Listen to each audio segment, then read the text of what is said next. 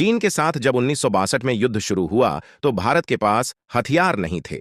तब भारत अपने 90% हथियार आयात करता था। सेना तो थी लेकिन हथियार नहीं थे। जवाहरलाल मानते थे कि जब युद्ध शुरू होगा तो जैसे बाजार से नूडल्स वगैरह खरीदे जाते हैं वैसे ही हथियार खरीद लिए जाएंगे।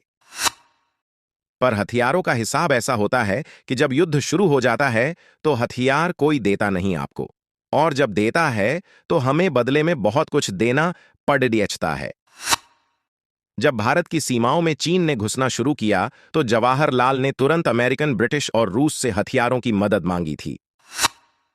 कैनेडी को जवाहरलाल ने अर्जेंट में जो 2 पत्र भेजे थे उनमें उन्होंने लिखा कि चीन नेफा का इलाका पूरी तरह से टेक ओवर कर चुका है और लेह तक उन्हें पहुंचने से रोकने के लिए हमारे पास कुछ नहीं है।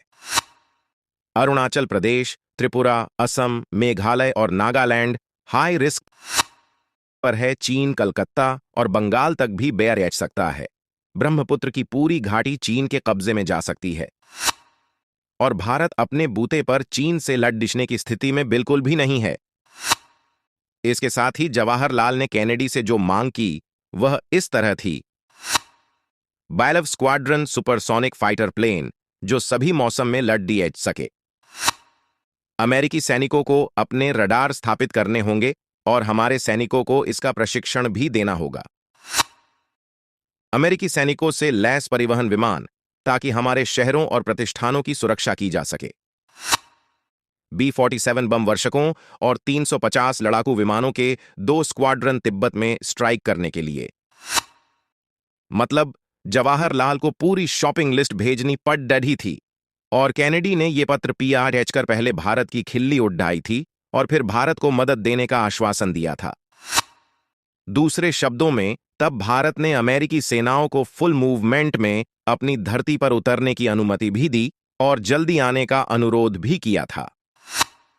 जब माओ को मालूम हुआ कि भारत पूरी तरह से अमेरिकियों की गोद में जा बैठा है और अमेरिकी सेनाएं भारत में उतर सकती हैं तो माओ ने बढ़ना रोक दिया था। इसकी 2 वजहें थीं। यदि अमेरिकी सेनाएं भारत में आ जातीं तो कभी वापस न जाती थीं और इससे चीन को सबसे ज्यादा नुकसान उठाना पड़ता, क्योंकि तब अमेरिका भारत की हालत जापान, दक्षिण कोरिया एवं सऊदी अरब जैसी कर देता और यह चीन के दीर्घकालीन हितों के काफी खिलाफ पड़ता। दूसरे शब्दों में पूरा भारत ही चीन के हाथ से निकल जाता। सोवियत रूस चीन से अपने संबंध खराब नहीं करना चाहता था, अतः उन्होंने भारत की मदद नहीं की और हमारी मिग की सप्लाई तक रोक दी थी। किंतु जब सोवियत रूस ने देखा कि भारत अमेरिका की गोद में जा रहा है तो उन्होंने भी माओ पर दबाव बनाया कि यदि वे अब रुकते नहीं हैं तो भारत अमेरिका के कब्जे में चला जाएगा और अमेरिकी सेनाएं भारत में अपने सैन्य अड्डे बना लेगी। टिप्पणी: बाद में जब 1971 में पाकिस्तान से युद्ध हुआ तो अमेरिका ने भारत पर हमला करने के लिए अपनी फौजें भेजी थी और रूस ने तब उन्हें रोकने के लिए भारत का सहयोग किया था। मेरा मानना है कि जो भी हुआ अच्छा हुआ, क्योंकि यदि तब अमेरिका की फौजें भारत में उतर जाती तो न तो हम परमाणु बम बना पाते और न ही मिसाइलें। एक तरह से पूरा का पूरा भारत ही अमेरिका के कब्जे में चला जाता। ठीक यही वाकया फिर 1999 के कारगिल युद्ध में दोहराया गया और तब वाजपेयी ने शॉपिंग लिस्ट के साथ मोदी साहब को अर्जेंट में अमेरिका भेजा था। अमेरिका ने FDI के कई सारे कागजों पर साइन करवाकर भारत को लेसर गाइडेड बम दिए जिनसे हमने कारगिल युद्ध जीता। कारगिल के बारे में विवरण मैंने अलग से जवाब में दिए हैं, आप उस जवाब को मेरी प्रोफाइल पर ढूंढ सकते हैं। अभी जो बालाकोट में एयर स्ट्राइक हुई थी तब फिर से हमने शॉपिंग लिस्ट भेजी थी। अमेरिका की अनुमति से इजराइल ने हमें लेसर गाइडेड बम दिए, तब हमने बालाकोट में धमाके किए।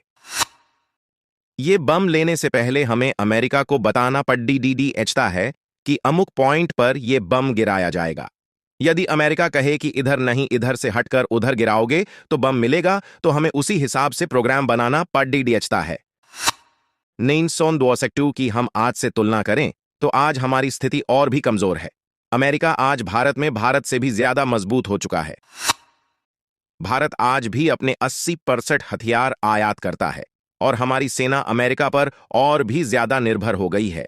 यदि हमने स्वदेशी हथियारों के उत्पादन की तकनीक जुटाकर सेना को आत्मनिर्भर नहीं किया तो अल्टीमेटली अमेरिका बेहद शांतिप्रिय तरीके से भारत पर सैन्य नियंत्रण हासिल कर लेगा और फिर भारत की सेना जमीन एवं संसाधनों का इस्तेमाल चीन के खिलाफ युद्ध में करेगा। समाधान आत्मघाती और बदतरीन समाधान।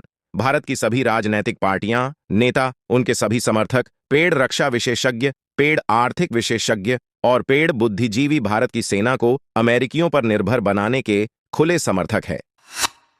अतः वे आयातित हथियारों को खतरा मानते ही नहीं हैं। उनके हिसाब से चीन, अमेरिका, रूस, ब्रिटेन और फ्रांस बेवकूफ है जो स्वदेशी हथियारों के उत्पादन के लिए इतना लोड लेते हैं। किंतु ये लोग अमुक देशों की तुलना में काफी स्मार्ट है और एक स्मार्ट आदमी स्मार्ट स्कीम पर काम करता है। औसत बुद्धि का व्यक्ति होने के कारण मैं इस स्मार्टनेस से वंचित हूं। अतः मैं उनके इस समाधान को सिरे से खारिज करता हूं। वास्तविक समाधान मेरा मानना है कि यदि हम अपनी अदालतों, पुलिस विभाग एवं टैक्स प्रणाली को सुधार दें तो भारत जटिल स्वदेशी हथियारों के उत्पादन की तकनीक जुटा सकता है।